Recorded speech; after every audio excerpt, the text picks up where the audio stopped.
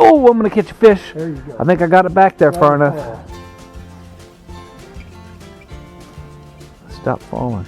I got a fish.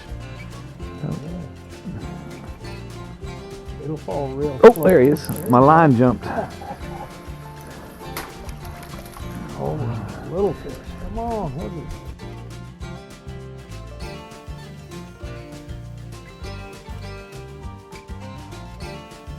Oh, nice. There you go. Oh, yeah, you're catching the bit. I'm just leveling out the little ones so you can catch those, Mike. Keep thinning them out for me. Nicely done. How dark that fish is. Boy, this could be addictive with Oh, all these habitats for crappie on Lake of the Ozarks. It's one of my favorite ways to fish.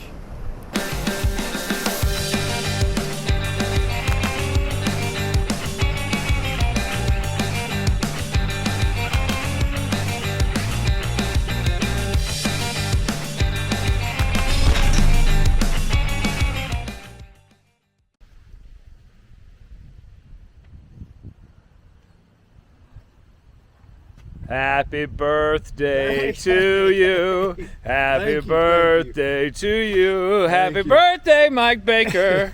Happy birthday to you. And guess what? Brought your presents. Oh, you're kidding me. Yeah, Wow, go ahead and how open nice that of up. you. See what you got there. Yeah. We're with Mike Baker. We're at Lake of the Ozarks. Check it out, baby. Awesome. A little Great. fishy live B&M. B&M, thank Little you. Yeti cooler there. So. Perfect. Well, that's very nice of you. I Oh man, appreciate it's that. very nice of you to take time out of your day to actually fish with me for the first time on Lake of the Ozarks. And I'm excited because we're going to do a fishing style that I've never attempted. I mean, You've never done any dock shooting. I've practiced it at the expos when they've had, you know, those shooting ranges, and we're going to do some dock shooting. Right. Is that right? That's right. And what are we going to use to do this? Well, we're going to use a B&M Sharpshooter 6. Uh-huh. That's my favorite dock shooting rod. I've tried them all, and that's the one I like. I've got the B&M Pro 100 reels. I've gone to them. I used to use a smaller reel. I like the little bigger spool. It seems like the line comes off better. I actually have one of the new B&M 75th anniversary series reels. Yeah. on. I've never used it for dock shooting. Been pitching with it with the rod that comes in the combo, and I love it. So I put one of those on the Sharpshooter 6. We're going to do that. A little 6-pound K9 high vis line. Okay. Of course, my favorite bait for dock shooting, a little muddy water 2-inch bait, Okay. monkey glow or monkey milk. But I've got some baby shad, Bobby Garland baby shads. Okay. Haven't been on this lake shooting docks in 10 months. Okay.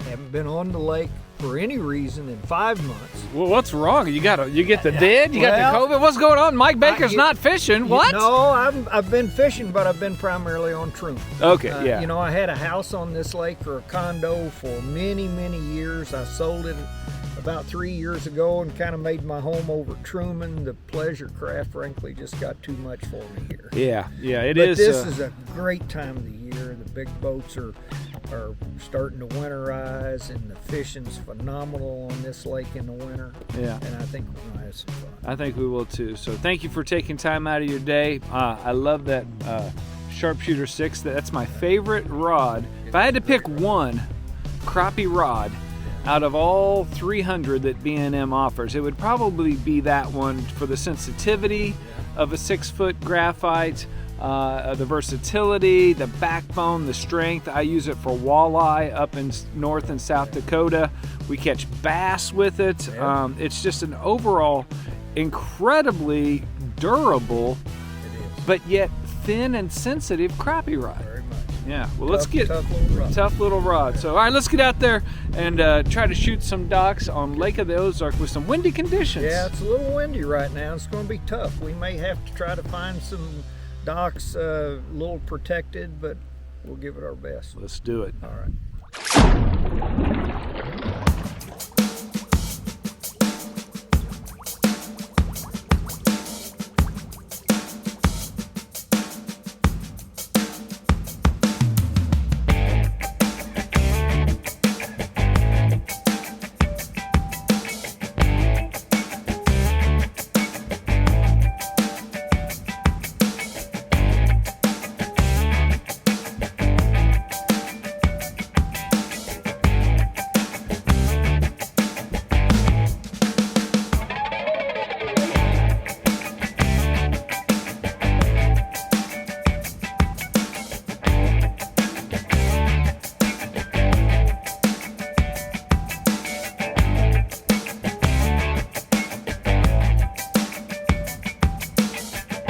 is underneath that dock. There's Okay. a fish underneath it. All right.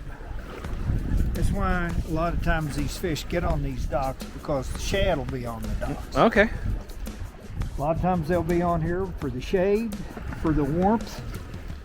When the sun's shining on this black encapsulated foam, if you go up and put your hand on that, it's like a heater. Really? So in the winter, that's why the dock shooting's better in the winter than it is in the warmer. I got you. I think the fish get up underneath that for the warmth. It's an ambush point. It's darker under there. And it's structure for protection from other fish. Absolutely. It's got all those purposes.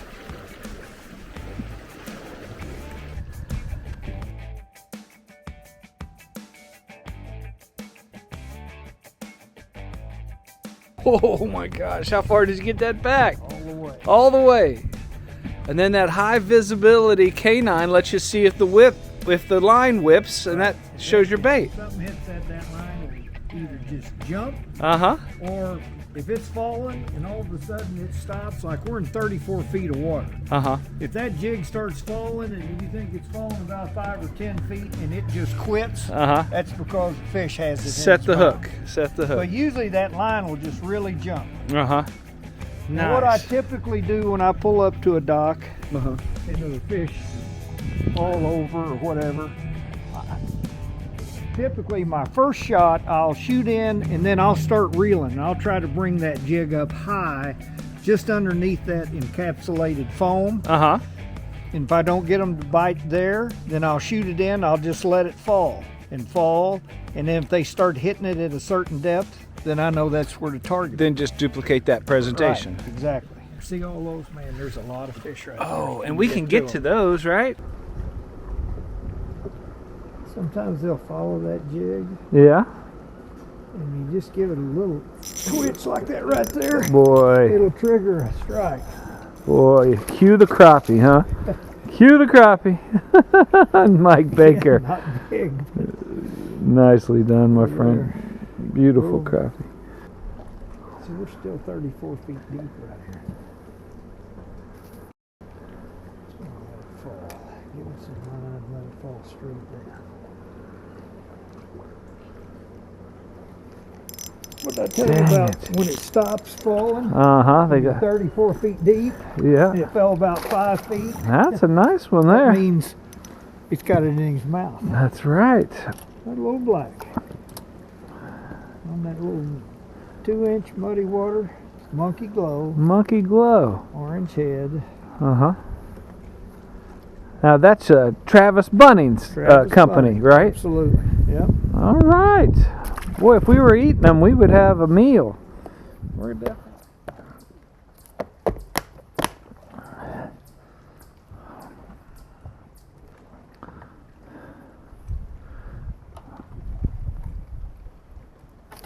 Oh, that would have been a good one. I had the velocity. You had the velocity, not the elevation. And that one was...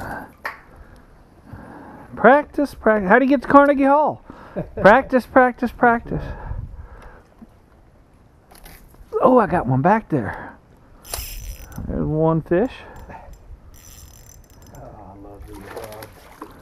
There's 2 fish. We're doubling up, Mike. We doubled. I knew we were going to do it for the day was over. Yeah, white and black. Look There at we that, go. Both in the same school. Ebony and ivory living together in perfect harmony. Yeah. Wow. Thank you so much for teaching me how to do this and spending a day with me on your birthday. You could have done 1,000 other things on your birthday. Well, my birthday was yesterday. Oh! Well, I'm a day off. But that's all right. Okay. We won't tell anybody. Okay. We'll pretend it's today. I think we just told everyone. I'm going to get you another one. Well, you edit that out. Oh, I'm going to edit that cast out.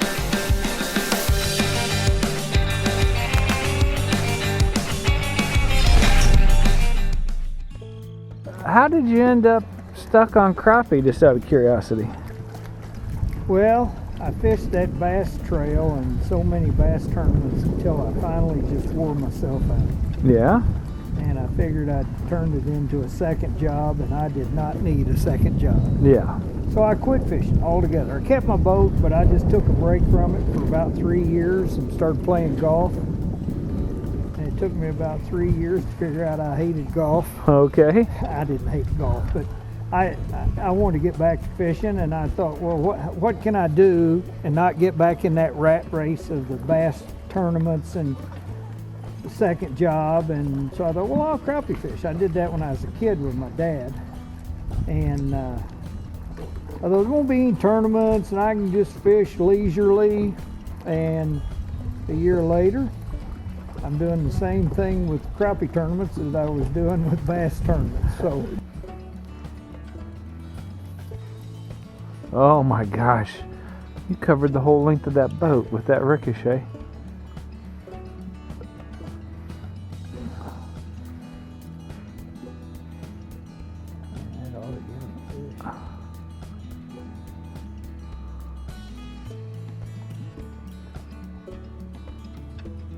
Wow, I can't believe. Oh, there he is. There he is. Oh, he's down there deeper. He was deep. Closer this way.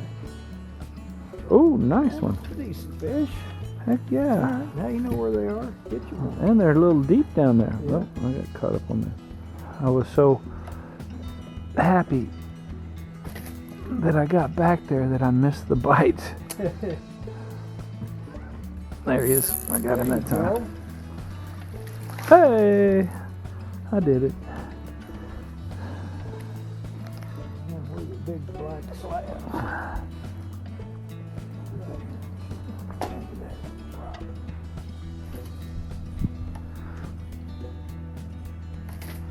I got back there a little bit. Oh, I got way back there. This should catch fish. Yep. There you go. You get it in the zone. Oh, that's a nice fish there. Yeah. Dandy. They're stacked in there, aren't they? They are. Oh, when you find them in a wad, they're in a wad. Woo! You hear that? You know that's a big fish when it makes a splash like that.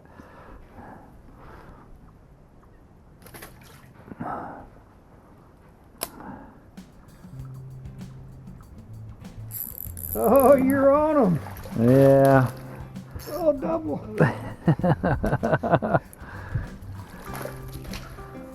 Look at Oh, that. you got me. Man, this is so much fun.